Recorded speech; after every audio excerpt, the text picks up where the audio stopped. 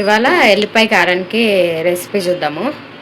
అయితే 1/2 కిలో ఎండుమిర్చి ఇవి, అందులో ఒక 2 టేబుల్ స్పూన్ జీలకర్ర, 2 టేబుల్ స్పూన్ ధనియాలు, కొంచెం కరివేపాకు, ఇవన్నీ వేసి కొంచెం లైట్గా ఆయిల్ వేసి రోస్ట్ చేసుకోవాలి.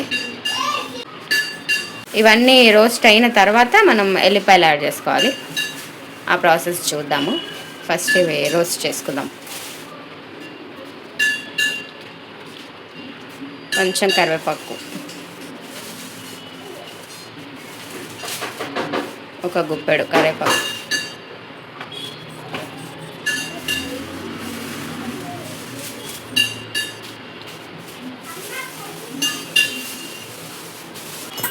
స్టవ్ ఆన్ చేసుకున్నాం. అది బాండి పెట్టుకొని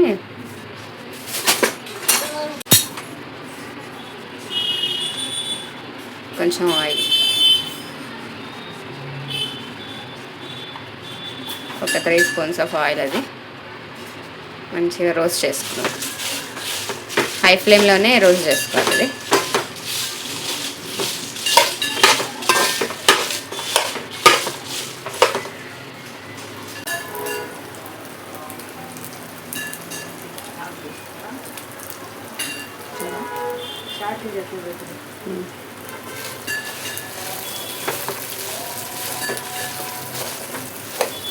ఈ కారం టిఫిన్స్లోకైనా రైస్లోకైనా బాగుంటుంది. వేడివేడి రైస్లోకి కొంచెం నెయ్యి వేసుకొని తింటే బాగుంటుంది.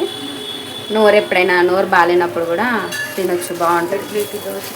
ఇడ్లీ, దోశ, ఉప్మా ఎందులోకైనా బాగుంటుంది.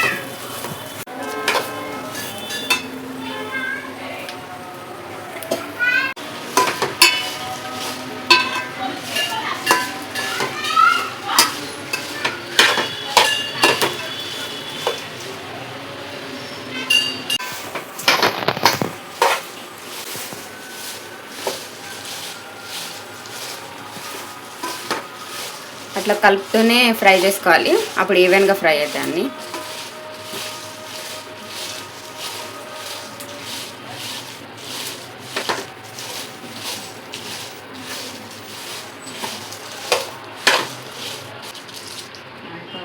ఆల్మోస్ట్ అయిపోవచ్చింది అది.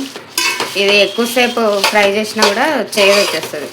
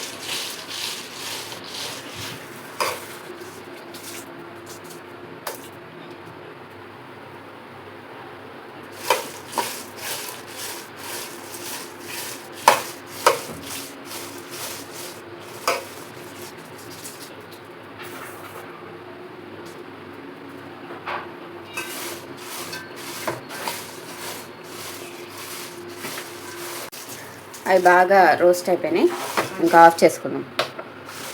చల్లగైనాక మళ్ళీ మిక్స్ చేస్తాను. ఇది బాగా చల్లారాలి. చల్లారిన తర్వాత మిక్సీలో వేసేటప్పుడు వెల్లుల్లిపాయ యాడ్ చేయాలి కదా, అప్పుడు అది చూపిస్తాం. ఇందాక ఫ్రై చేసి పెట్టుకున్నాం కదా ఎండుమిర్చి, అవి మిక్సీలో చేసి మిక్సీ వేసుకున్నాం. చల్లారిపోయింది.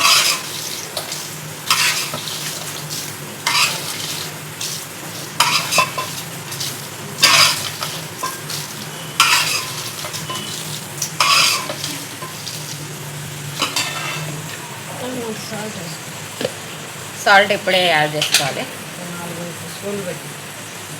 ఒక 4 స్పూన్స్ సాల్ట్ యాడ్ చేసుకున్నాం.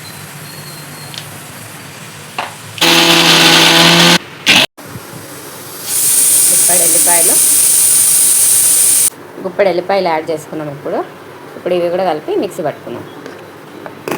అయిపోయింది, మెదిగిపోయింది కదా, అంతే. ఇంకా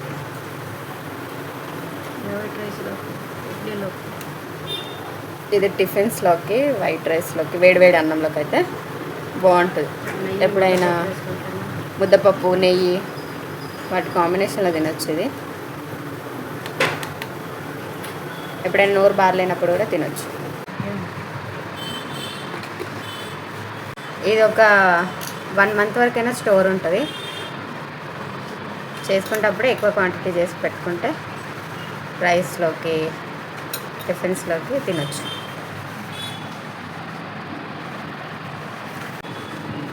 మేము ఎప్పుడు ఇలా రెడీ చేసి పెట్టుకుంటాం. ఇది టిఫిన్స్లోకి రైస్లోకి బాగుంటుంది, వేడి వేడి అన్నంలోకి. ఎప్పుడైనా నోరు బాగాలేనప్పుడు కూడా తినొచ్చు.